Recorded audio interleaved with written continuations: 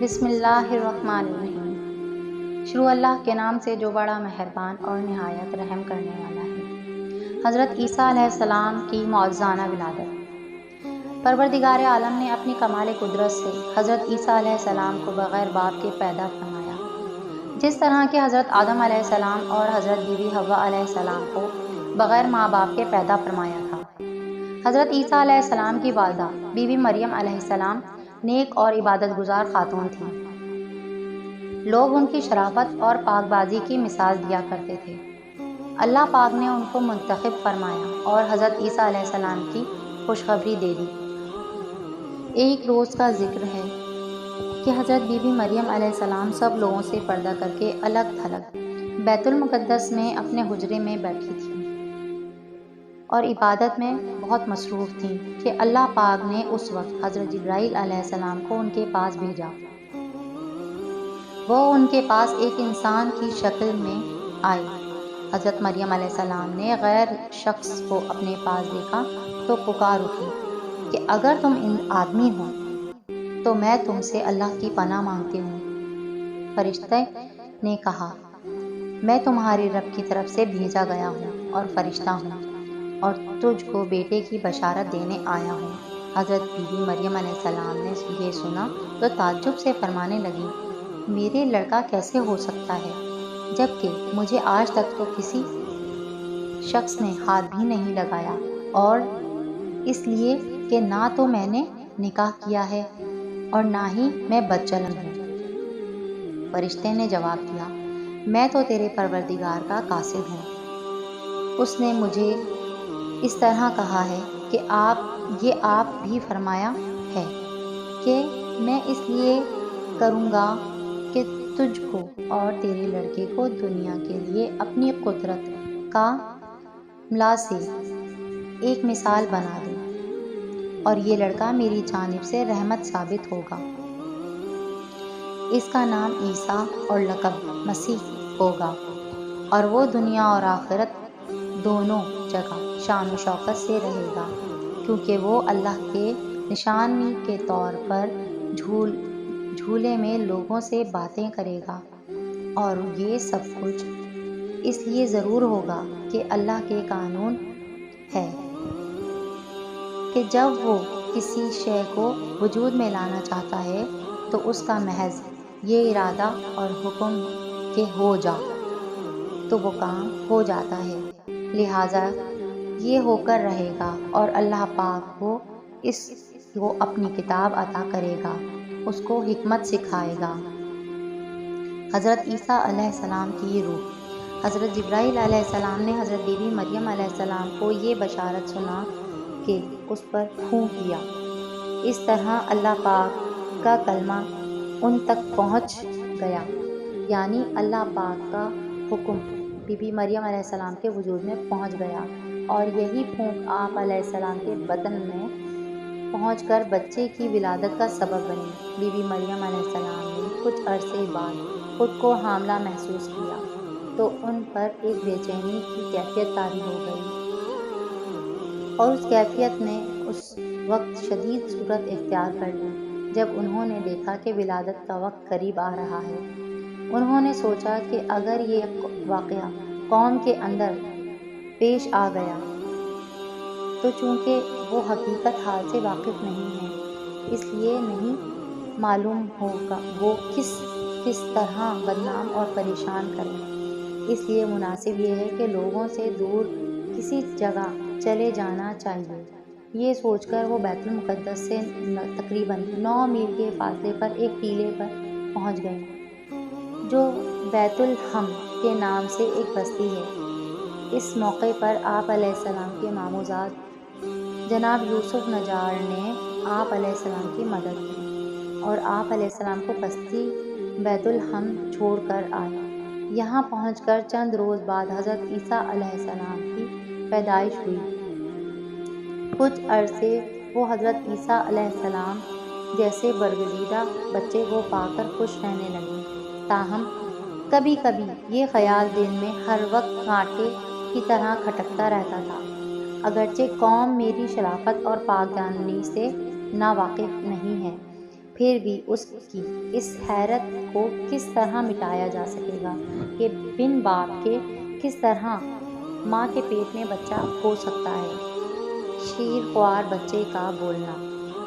حضرت be be مریم علیہ السلام کی پریشانی ختم کرنے کے لیے اللہ پاک نے فرشتے کے ذریعے حضرت مریم علیہ السلام کے پاس پھر یہ پیغام بھیجا کہ جب تو اپنی قوم میں پہنچے اور وہ تجھ سے اس معاملے کی متعلق سوال کریں تو خود جواب نہ دینا، بلکہ اشارے سے ان کو بتانا کہ میں روزہ دار ہوں اور اس لیے آج کسی سے بھی بات نہیں کر سکتی۔ تم کو جو کچھ دریافت کرنا ہے اس بچے سے دریافت کر لو۔ حضرت مریم علیہ السلام اللہ پاک کی وحی کے اس پیغامات پر مطمئن ہو کر بچے کو گود میں لے کر بیت المقدس روانہ ہوئیں۔ جب شہر میں پہنچی اور لوگوں نے اس حالت میں دیکھا تو چاروں طرف سے ان کو گھیر لیا اور کہنے لگے، مریم یہ کیا ہے؟ تو نے بہت عجیب بات دکھائی، یہ تو تیرا باپ برا آدمی نہ تھا اور نہ ہی تیری ماں بدچلن تھی، تو پھر تو یہ کیا کر بیٹھی؟ حضرت مریم علیہ السلام نے اللہ پاک کے حکم کی تعمیل کرتے ہوئے بچے کی طرف جانب اشارہ کیا کہ جو بھی دریافت کرنا ہے اس سے کرو، میں آج روزے سے ہوں۔ لوگوں نے یہ دیکھ کر انتہائی حیران ہو کر پوچھا، ہم کس طرح اس شیرخوار بچے سے بات کر سکتے ہیں جو اپنی ماں کی گود میں بیٹھنے والا ہے؟ میں اللہ کا بندہ ہوں، اس نے مجھے کتاب دی اور نبی بنایا، اس نے مجھے بابرکت کیا، خواہ میں کسی جگہ ہوں، اس نے مجھے نماز اور زکوٰۃ کا حکم دیا کہ جب تک زندہ ہو یہی میرا شعار ہو، اس نے مجھے اپنی ماں کی خدمت گزار بنایا، ایسا نہیں کہ خودسر اور نافرمان ہوتا، مجھ پر اسی طرح اس کی طرف سے سلامتی کا پیغام ہے، جس دن پیدا ہوا، جس دن مروں گا اور جس دن پھر زندہ اٹھایا جاؤں گا۔ سورہ مریم۔ قوم نے ایک شیرخوار بچے کی زبان سے یہ حکیمانہ کلام سنا تو حیرت میں رہ گئے اور ان کو یقین ہو گیا کہ حضرت مریم علیہ السلام کا دامن پاک ہے اور ہر قسم کی برائی اور گناہ سے بھی پاک ہے، اور اس بچے کی پیدائش کا معاملہ یقیناً اللہ کی طرف سے ایک معجزہ ہے۔ جلد ہی آس پاس کے تمام علاقوں میں اس حیرت ناک واقعے اور حضرت عیسیٰ علیہ السلام کی ولادت کی اور شیرخواری میں بولنے کے چرچے ہونے لگے۔ اچھے لوگوں نے ان کے وجود کو سعادت و نیک فال درجہ دیا، لیکن شر پسند لوگوں نے اس بچے کو اپنے لیے فال بد سمجھا۔ غرض اسی ماحول کے اندر اللہ پاک اپنی نگرانی میں اس مقدس بچے کی حفاظت اور تربیت کرتے رہے تاکہ اس کے ذریعے بنی اسرائیل کے مردہ دلوں کو اپنی ایک نئی زندگی بخشی جائے۔ قوم کی بگڑی ہوئی حالت میں حق کا پیغام۔ حضرت عیسیٰ علیہ السلام کی بعثت ایسے زمانے میں ہوئی جبکہ بنی اسرائیل ہر قسم کی برائیوں میں مبتلا تھے، کفر و شرک ان کی گھٹی کا لازمی جزو بن چکا تھا۔ یہ لوگ حضرت موسیٰ علیہ السلام کے امتی یعنی یہودی تھے، یہ حضرت عزیر علیہ السلام کو خدا کا بیٹا مانتے تھے، ان میں تمام بری عادات تھیں، یہاں تک کہ وہ اپنے انبیاء کو قتل کرنے سے نہیں چوکتے تھے۔ حضرت عیسیٰ علیہ السلام کی حیات مبارکہ میں ہی حضرت یحییٰ علیہ السلام کا سفاکانہ قتل ہوا، جو حضرت زکریا علیہ السلام کے فرزند تھے۔ جب ان بڑھتے ہوئے جرائم کی حد ہو گئی اور حضرت عیسیٰ علیہ السلام نے حضرت مریم علیہ السلام کی آغوش تربیت میں پل کر سن شعور تک پہنچے تو اللہ پاک نے ان کو بنی اسرائیل کے لیے نبی بنایا اور انجیل شریف آپ علیہ السلام پر نازل فرمائی۔ حضرت عیسیٰ علیہ السلام نے قوم کو اس بگڑی ہوئی حالت میں حق کا پیغام سنایا۔ آپ علیہ السلام نے فرمایا، میں تمہارے پاس رب کی نشانیاں لے کر آیا ہوں، اب تم اللہ سے ڈرو، میری بات مان لو اور اللہ پاک کی بندگی کرو۔ تمہیں ایک رسول کی خوشخبری دیتا ہوں جو میرے بعد آئے گا، اس کا نام احمد صلی اللہ علیہ وآلہ وسلم ہوگا۔ حضرت عیسیٰ علیہ السلام کی تعلیمات اور انجیل۔ حضرت عیسیٰ علیہ السلام کی تعلیمات بہت سادہ مگر جامع تھیں۔ اپنی تعلیمات کے سلسلے میں آپ علیہ السلام نے فرمایا، لوگوں، اللہ پاک نے مجھے اپنے رسول اور پیغمبر بنا کر تمہارے پاس بھیجا ہے اور تمہاری اصلاح کی خدمت میرے سپرد فرمائی ہے۔ میں اس کی جانب سے پیغام ہدایت لے کر آیا ہوں اور تمہارے ہاتھ میں خدا کا قانون توریت ہے، اور جس کو تم نے اپنی جہالت اور کج روی سے پشت ڈال دیا ہے، میں اس کی تصدیق کرتا ہوں اور اس کی مزید تکمیل کے لیے اللہ رب العزت کی کتاب لے کر آیا ہوں۔ یہ کتاب حق و باطل کا فیصلہ کرے گی اور آج جھوٹ اور سچ کے درمیان فیصلہ ہو کر رہے گا۔ سنو اور سمجھو اور اطاعت کے لیے خدا کے حضور جھک جاؤ کہ یہ وہی دین و دنیا کی فلاح کی راہ ہے۔ حضرت عیسیٰ علیہ السلام بنی اسرائیل کو آیات اللہ کے ذریعے دین حق کی تعلیم دیتے رہتے اور ان کے بھولے ہوئے سبق کو یاد دلا کر مردہ دلوں میں حیات تازہ بخشتے رہتے تھے۔ وہ بنی اسرائیل کو توریت، انجیل اور حکیمانہ پند و نصیحت کے ذریعے ان امور کی جانب دعوت دیتے، مگر بدبخت لوگ اپنی صدیوں کی مسلسل سرکشی اور تعلیم الہی سے بے راہ ہونے والے کی بدولت اس درجہ تشدد پسند ہو گئے کہ انبیاء اور رسول کے قتل نے ان کے دلوں کو حق و صداقت کے قبول میں اس درجہ سخت بنا دیا کہ ایک مختصر سی جماعت کے علاوہ ان کی جماعت کی بڑی اکثریت نے ان کی مخالفت کی اور ان کے ساتھ حسد و بغض کا رویہ رکھا۔ اس کے برعکس غریب، کمزور اور ناتواں افراد کا یہ طبقہ اگر خلوص اور نیک نیتی سے حق کی آواز پر لبیک کہتا تو بنی اسرائیل کا مغرور، منکر اور سرکش حلقہ ان پر اور اپنے خدا کے پیغمبر پر ہنستا، توہین و گستاخی کا مظاہرہ کرتا اور ہمیشہ مخالفت میں لگا رہتا۔ معجزات ربانی۔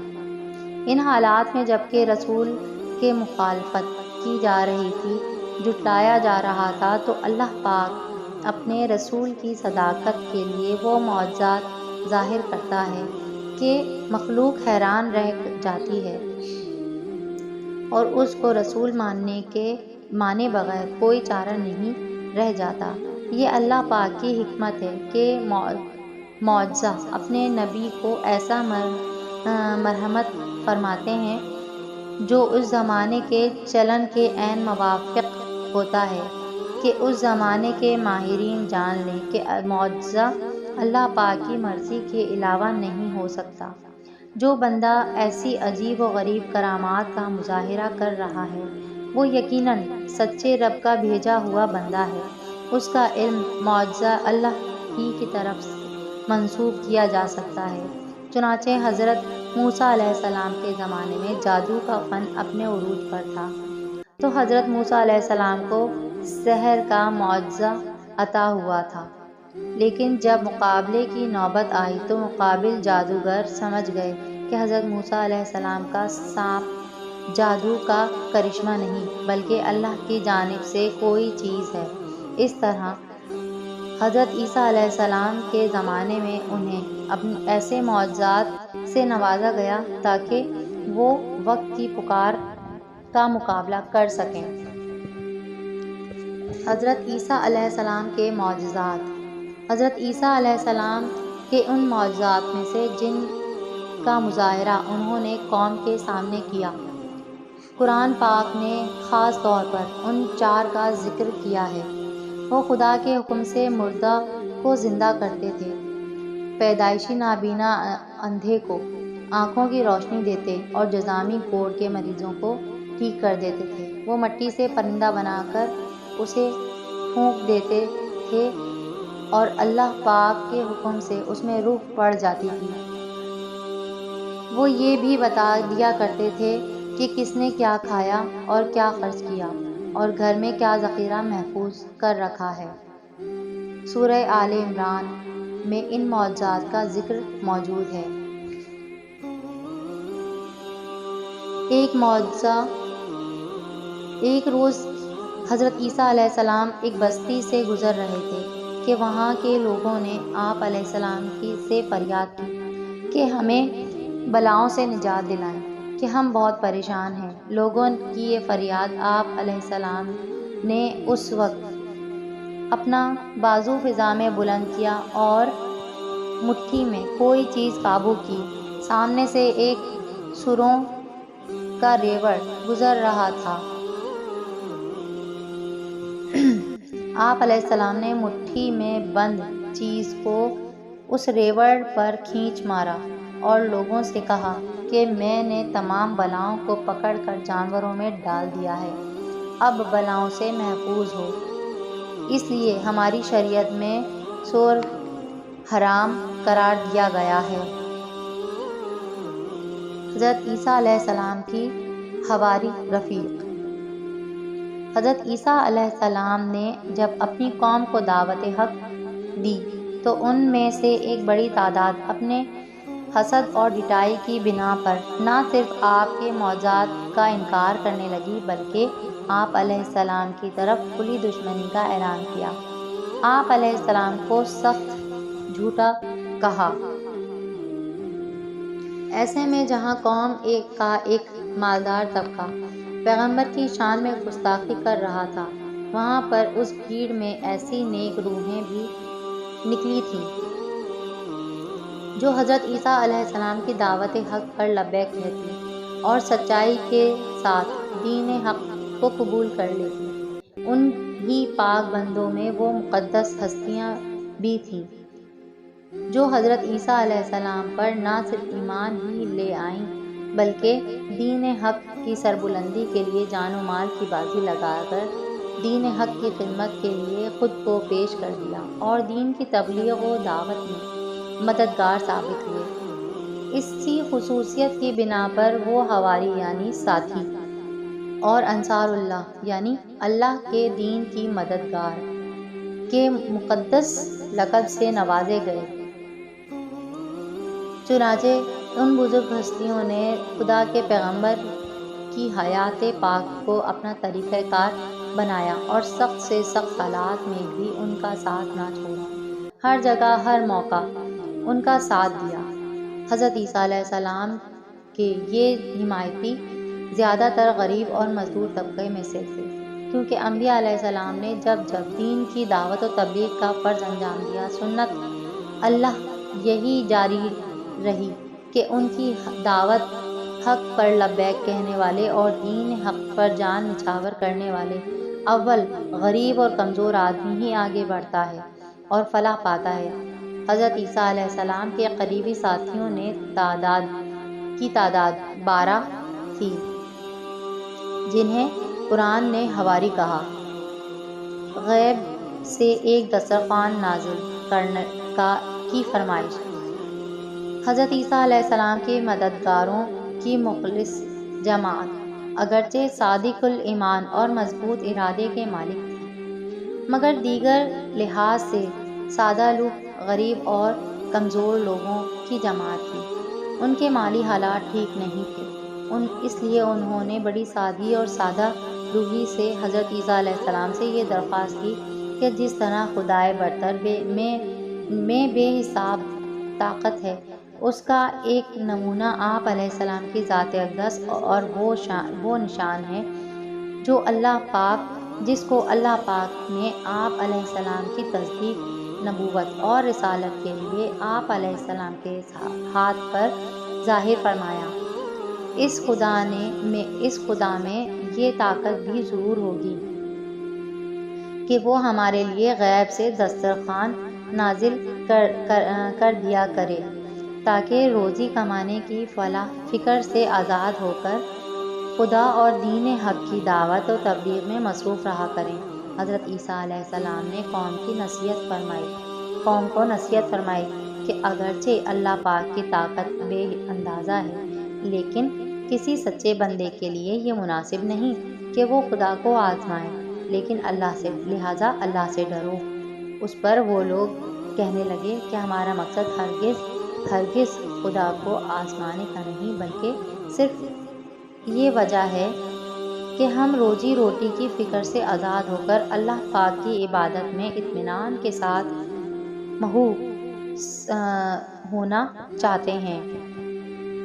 حضرت عیسیٰ علیہ السلام نے جب ان کا بڑھتا ہوا اصرار دیکھا تو بارگاہ الہی میں دعا فرمائی اور نزول مائدہ دسترخوان کی فرمائش کی۔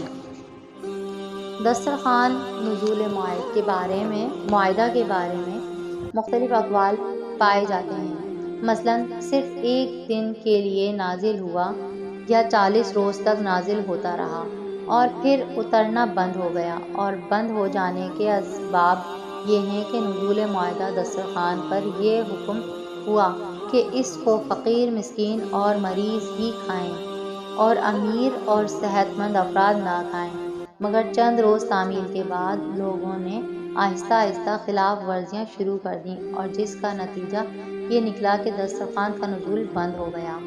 اللہ پاک نے جب حضرت عیسیٰ علیہ السلام کی دعا قبول فرمائی تو رب کریم کا یہ حکم ہوا کہ معاہدہ تیار ہو۔ چنانچہ لوگوں نے دیکھا کہ اللہ پاک کے فرشتے آسمان سے دسترخوان لے کر اترے۔ ادھر فرشتے آہستہ آہستہ اس کو لیے ہوئے اتر رہے تھے، اور ادھر حضرت عیسیٰ علیہ السلام انتہائی محبت کے ساتھ بارگاہ الہی میں دعا فرما رہے تھے کہ دسترخوان آ پہنچا، اور حضرت عیسیٰ علیہ السلام نے اول 2 رکعت نماز شکر ادا کی اور پھر دسترخوان معاہدہ کو کھولا تو اس میں تلی ہوئی مچھلی، تر و تازہ پھل، روٹیاں موجود تھیں، اور خوان کھولتے ہی ایسی نفیس خوشبو نکلی، اس کی مہک نے سب کو مست کر دیا۔ حضرت عیسیٰ علیہ السلام نے لوگوں کو حکم دیا کہ وہ کھائیں، مگر لوگوں نے اصرار کیا کہ ابتدا آپ علیہ السلام سے کریں۔ حضرت عیسیٰ علیہ السلام نے ارشاد فرمایا، یہ میرے لیے نہیں، تمہاری طلب پر نازل ہوا ہے۔ یہ سن کر وہ لوگ گھبرائے کہ نہ معلوم اس کا نتیجہ کیا ہے کہ خدا کا رسول تو نہ کھائے اور ہم کھائیں۔ آپ علیہ السلام نے یہ دیکھا تو ارشاد فرمایا، اچھا، فقیروں، مسکینوں، معوذوں اور مریضوں کو بلاؤ، اور یہ ان کا حق ہے۔ تب ہزار ہاں مستحق لوگوں نے خوب پیٹ بھر کر کھایا، مگر دسترخوان کی مقدار میں کوئی بھی فرق نہ آیا۔ دین و حق کی دعوت و تبلیغ کا فرض۔ حضرت عیسیٰ علیہ السلام نے نہ شادی کی اور نہ گھر بنایا۔ آپ علیہ السلام شہر شہر اور گاؤں گاؤں اللہ رب العزت کا پیغام سناتے اور دین حق کی دعوت تبلیغ کا فرض انجام دیتے، اور جہاں بھی رات آ پہنچتی وہیں کسی انتظام کے بغیر رات بسر کر دیتے تھے، اور چونکہ ان کی ذات سے لوگ شفا اور فیض پاتے، اس لیے جس طرف بھی ان کا گزر ہو جاتا لوگوں کی کثیر تعداد عقیدت کے ساتھ جمع ہو جاتی۔ یہودیوں نے حضرت عیسیٰ علیہ السلام کی بڑھتی ہوئی مقبولیت کو انتہائی حسد و سخت خطرے کی نگاہ سے دیکھا، اور جب ان کے سیاہ قلوب کسی طرح ان کو برداشت نہ کر سکے تو ان کے سرداروں اور مذہبی رہنماؤں نے آپ علیہ السلام کے خلاف سازش شروع کی، اور طے پایا کہ اس ہستی کے خلاف کامیابی حاصل کرنے کی اس کے علاوہ کوئی صورت نظر نہیں آتی کہ بادشاہ وقت کو مشعل کر کے اس کو حضرت عیسیٰ علیہ السلام کو صلیب پر چڑھا دیا جائے۔ چنانچہ یہودی اپنے بادشاہ داؤد بن نورہ کے پاس پہنچے اور اپنی چکنی چپڑی باتوں اور حاسدانہ طرز بیان کے بعد وقت کے بادشاہ سے حضرت عیسیٰ علیہ السلام کی مکمل مخالفت کی شرح حاصل کر لی۔ بادشاہ نے ان کو اجازت دے دی کہ حضرت عیسیٰ علیہ السلام کو گرفتار کر لیں اور شاہی دربار میں مجرم کی حیثیت سے پیش کریں۔ بنی اسرائیل کے سردار یہ فرمان حاصل کر کے بے حد خوش ہوئے اور خفیہ انداز سے ایک دوسرے کو مبارکباد دینے لگے کہ آخر کار ہماری سازش کامیاب ہو گئی۔ اب ضرورت اس بات کی تھی کہ خاص موقع کا منتظر رہا جائے اور کسی تنہائی کے موقع پر اس طرح عیسیٰ علیہ السلام کو گرفتار کیا جائے کہ عوام میں بے چینی پیدا نہ ہو۔ شیطانی قوتوں کا راج۔ ایک طرف تو حضرت عیسیٰ علیہ السلام کے قتل کی سازش ہو رہی تھی اور دوسری طرف شیطانی قوتوں نے وقت کے نبی حضرت زکریا علیہ السلام اور ان کے فرزند حضرت یحییٰ علیہ السلام پر ظلم و تشدد کر کے دونوں انبیاء کرام کی جان لے لی اور انہیں شہید کر دیا گیا۔ حضرت عیسیٰ علیہ السلام کے خلاف سازشیں۔ لوگوں کو خدائے بزرگ کی دعوت کا سلسلہ جاری رہا۔ ایک روز آپ علیہ السلام نے منبر پر بیٹھ کر فرمایا: اے لوگوں، اللہ پاک نے حضرت موسیٰ علیہ السلام کے لیے ہفتے کا دن مقرر بنایا تھا اور تورات میں اس کا ذکر کیا گیا تھا اور فرمایا تھا کہ اس روز عبادت کے بجائے دنیا کا کام کاج کرنا حرام ہے۔ اب حق تعالیٰ نے اس حکم کو منسوخ کر کے انجیل کے ذریعے اتوار کا دن ٹھہرایا ہے اور حکم دیا ہے کہ اس روز کا احترام کرو، عبادت میں مشغول رہو اور دنیا کے کام کاج سے ہاتھ اٹھا لو۔ بنی اسرائیل، جو حضرت عیسیٰ علیہ السلام سے ان گنت اختلاف رکھتے تھے، اس نئے حکم پر بہت پریشان ہوئے اور ان کے اندر کینہ، عداوت اور غصے کا جو آتش فشاں دہک رہا تھا پھٹ پڑا۔ ان کے دانشور کہنے لگے کہ کتنے ہی پیغمبر بنی اسرائیل میں حضرت موسیٰ کے بعد آئے اور کسی نے بھی اس شریعت کو منسوخ کرنے کی کوشش نہیں کی، اور یہ بن باپ کا لڑکا کتاب موسیٰ علیہ السلام کو منسوخ کرتا ہے، لہٰذا اس کو ہلاک کر دینا چاہیے تاکہ ہمارے پیغمبر موسیٰ علیہ السلام کی دی ہوئی شریعت جاری و ساری رہے۔